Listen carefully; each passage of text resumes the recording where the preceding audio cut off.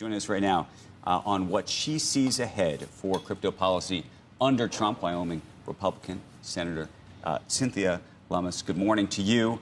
We've all been looking at this price, trying to understand why it's moving this way.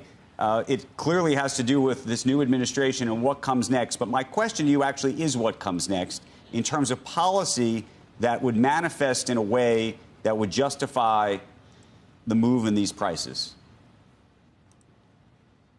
I think the answer is twofold. One is there's an appetite now to do a statutory framework for digital assets. Senator Kirsten Gillibrand and I have been working on that for years. We'll now move to that in early 2025 as opposed to later in 2025. The other thing is the proposal that I have and that President Trump has discussed about a strategic Bitcoin reserve or strategic Bitcoin stockpile, where the United States would acquire and hold Bitcoin for 20 years.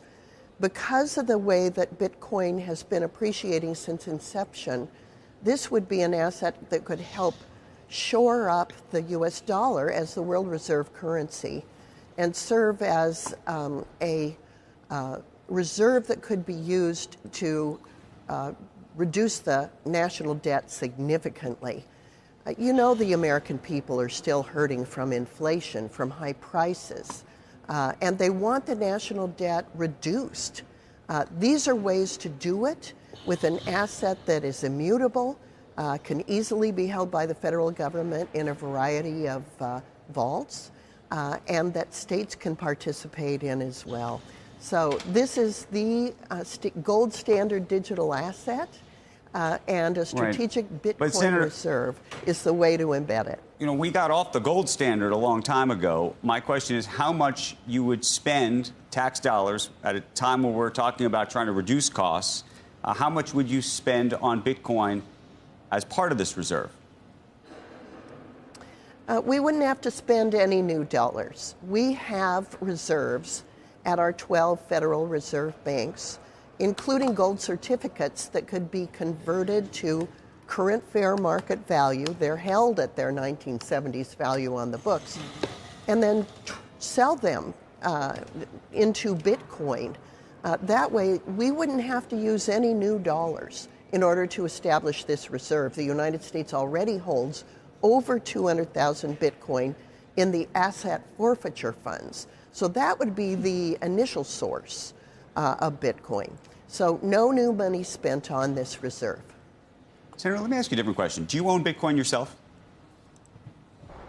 Well, I might. I had 5 Bitcoin and put them, along with other stocks I owned, into a blind trust. I hope they're still there in my blind trust, but it's blind, so I don't know. What do you think about other members of either this administration or of Congress that may own Bitcoin? I ask because clearly one of the questions that invariably will come up is, you know, we were just talking to Mike Novogratz. He said, look, the whole administration, they're Bitcoin owners. Therefore, this is going to be positive for Bitcoin because they want Bitcoin to go up. The other side of some brains in the world hear that and say, well, that's a conflict.